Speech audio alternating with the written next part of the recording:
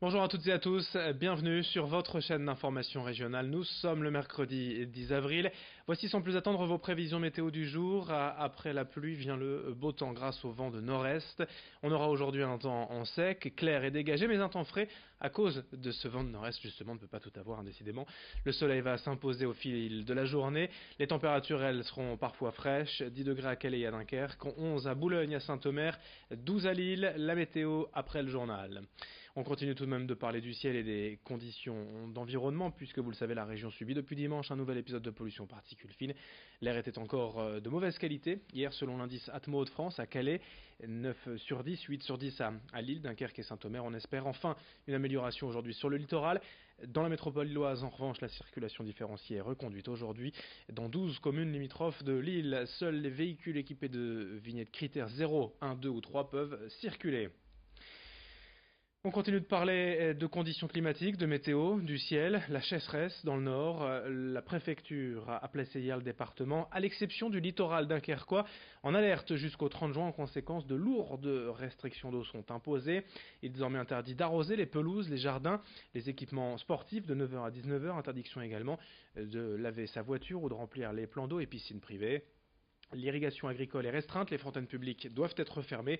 La cause, c'est un déficit de pluie cet hiver et un niveau des nappes phréatiques exceptionnellement bas. Les explications d'une spécialiste que nous avons joint par téléphone. Ce sont des niveaux de nappe qu'on mesure. On s'est regardé à chaque endroit si la nappe elle est inférieure à son niveau normal, si elle est très inférieure ou pas. Donc il y a là en ce moment on a effectivement beaucoup de niveaux qui sont jugés très bas par le BRGM. Et donc ça peut être 1 mètre, 2 mètres, mais voilà, ça peut fluctuer de plusieurs mètres en fait en dessous du niveau normal. Mais ça dépend vraiment des endroits. Je peux vous chiffrer, ce serait le déficit pluviométrique qui atteint par endroit 29%, enfin quasiment 30% de la pluie normale, quoi. C'est-à-dire qu'il manque, il a plu quasiment un tiers de moins que ce qui pleut normalement sur la période de octobre à mars. Autre actualité régionale, avec le grand angle de la rédaction, à la découverte de 4 nouveaux jardins de la paix inaugurés hier à Arras, Neuville-Saint-Va, Vimy et Notre-Dame de Lorette, des sites de mémoire de la Première Guerre mondiale. Ces jardins rendent hommage aux combattants des pays étrangers morts dans la région. Exemple avec ce jardin est écossais, à Arras hier sous la pluie et au son des cornemuses. Rémi Desremeaux a suivi l'inauguration de ce bel espace de paix et de fraternité.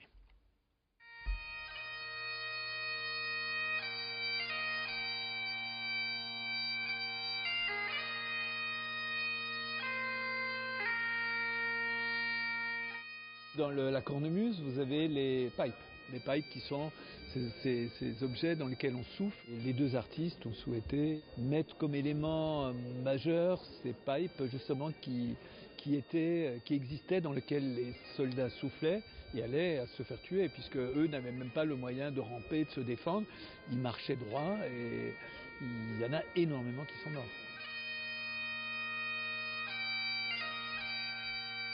Si on voulait toucher d'autres générations, d'autres types de gens, je pense que cette idée de la paix était essentielle et qu'en même temps c'était une porte ouverte vers l'avenir, c'est-à-dire que l'occasion de ne pas être que dans la mémoire mais aussi être dans une projection dans le futur, d'amener les gens à réfléchir, à penser, à méditer sur la question de la paix.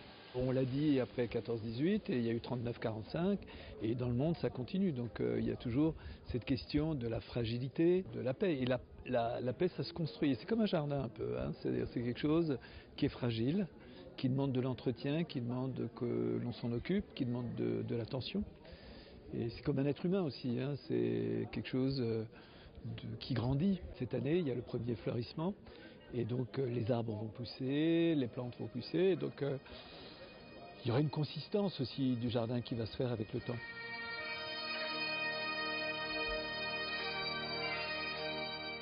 Quatre jardins de la paix de la Première Guerre mondiale, inaugurés hier à Arras, Neuville-Saint-Va, Notre-Dame de Lorette et Vimy. N'hésitez pas à aller les découvrir ces prochains jours en famille. Dans le reste de cette édition et dans l'actualité, la protestation des étudiants contre les frais de scolarité en hausse en juillet, et ce pour la 2e année consécutive. Les étudiants non boursiers des universités devront payer une contribution de vie étudiante et de campus d'un montant de 90 €, une somme qui s'ajoute aux frais d'inscription et signe d'un désengagement supplémentaire de l'État selon la Fédération Solidaire Étudiant. Le syndicat estime cette contribution injustifiée, source de difficultés financières pour les étudiants les plus précaires. Selon les universités et l'État, cette contribution doit permettre de mener à bien des projets étudiants ou d'aide sociale. Mais la réalité est assez différente selon Léo Petit, Fédération Solidaire étudiant, au micro d'Edil Gunaï. Il y a des choses qui ont été faites qui étaient proprement très bien, notamment 21 000 euros je crois pour la mise en place de protection hygiénique gratuite pour les femmes. Et à côté de ça, il y a des projets qui posent un peu plus question, notamment un projet qui s'appelle Tricote ta fac. C'est 20 000 euros pour que les étudiants apprennent à faire du tricot.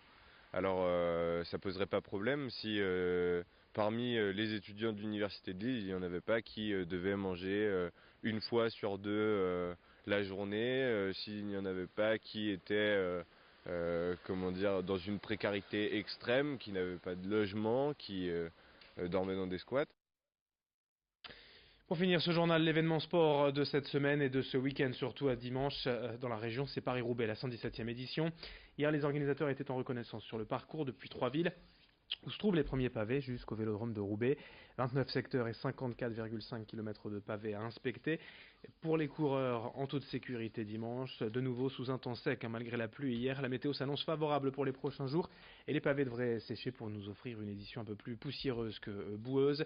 La question est de savoir si tous ces secteurs pavés rénovés chaque année ne vont pas aseptiser la course dans les prochaines années. Christian Prudhomme, directeur de course, a un avis sur la question. Il est au micro de Lucille Bertrand avec Alicia Sanfilippo. N'hésitez pas à rouler ne serait-ce que 200 mètres sur un secteur pavé, vous comprendrez très bien. Non, Paris-Roubaix, c'est une course pleinement de son temps et en même temps qui n'a jamais été à la mode. Et c'est sans doute pour ça qu'elle est complètement dans son époque, quelle que soit l'époque. C'est pas du tout aseptisé, non. 257 km avec 54 km de secteur pavé, c'est pas quelque chose d'aseptisé et ça ne le sera jamais.